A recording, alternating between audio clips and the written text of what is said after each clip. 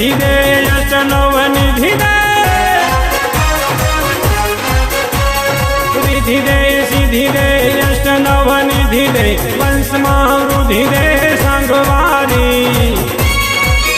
मारी हृदय में ज्ञान दे चित में तू ज्ञान दे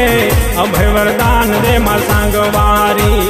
दुख ने दूर कर सुख भरपूर कर आशा संपूर्ण कर दास जानी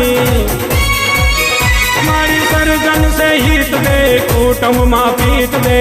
जग में जीत दे संगवारी रे मां जग में जीत दे संगवारी रे मारी जग में जीत दे मां संगवारी।